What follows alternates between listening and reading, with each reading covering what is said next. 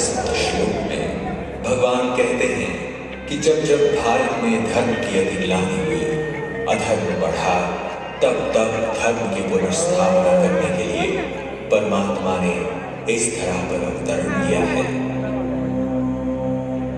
आज अधर्म अपनी चरम सीमा पर पहुंच गया है और पाप का घड़ा भर चुका है, और यह कहना बिल्कुल भी अतिशयोक्ति नहीं होगी कि वर्तमान समय हम घोर कलयुग से गुजर रहे हैं, जहां एक ओर विज्ञान, तकनीक और भौतिक साधनों की अति हो रही है, वहीं दूसरी ओर जनसंख्या, प्रदूषण, हिंसा, दुख और अशांति की भी अति हो रही है। मानव में निहित मनोविकार भी अपने चरम पर पहुंच चुके हैं। कहा भी जाता है कि अति के बाद अंत होता है।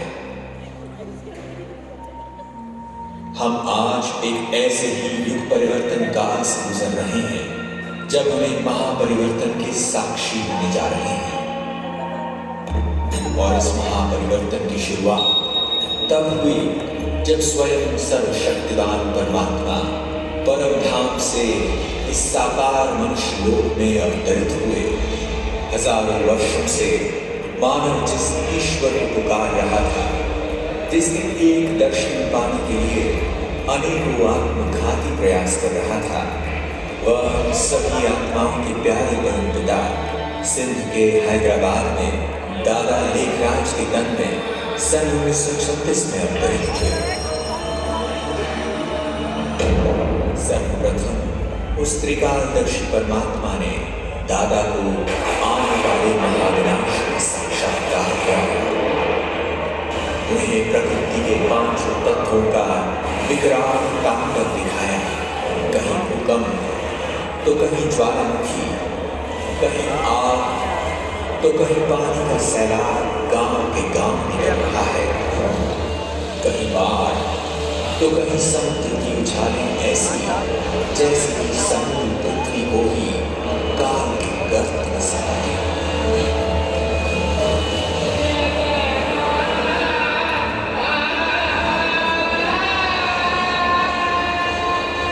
साथ ही उन्हें कत्लेआम का मंजर भी दिखा, जब सारे विश्व के महायुद्ध में विध्वंसकारी हथियारों द्वारा नरसंहार दिखा, तो भारत में गृह युद्ध द्वारा खून की नदियां बहती हुई दिखी। ऐसे महाप्रलयकारी साक्षात्कार का अनुभव करके दादा को इस विनाशी दुनिया से वैराग्य आ गया।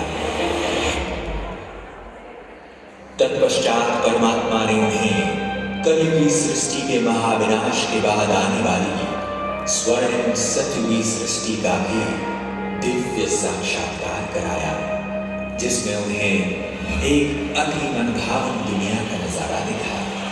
एक ऐसी दुनिया जहां चारों ओर सुख, शांति और पवित्रता थी। एक ओर जहां प्रकृति अपनी संपूर्ण सतोप्रधान स्वरूप में थी, वहीं सभी मानव भी सर्वगुण संपन्न देवता स्वरूप में विचरण कर रहे थे। सर्व प्राणियों में भी प्रेम और सद्भाव की भावना थी। उस दुनिया में श्री लक्ष्मी और श्री नारायण का राज्य था। उस सर्व सुख से संपन्न युग में एक राज्य, एक धर्म और एक भाषा होने के कारण हर कोई सुखी और समृद्ध था। इसके पश्चात निराकार परमात्मा ने दादा को ऐसी श्रेष्ठ दुनिया स्थापन करने के लिए निमित्त बनाया, और उनका लौकिक नाम दादा लेखराज से प्रजापिता ब्रह्मा रखा, तथा नियमित रूप से उनके तन का आधार लेकर सत्य ज्ञान की धारा प्रवाहित करना प्रारंभ किया। और ऐसे ही शुरुआत हुई ओम मंडली की। यहाँ आने वालों में अनेकों को दिव्य साक्षात्कार होने लगे, और धीरे धीरे यह ओम मंडली पूरे हैदराबाद में विख्यात हो गई।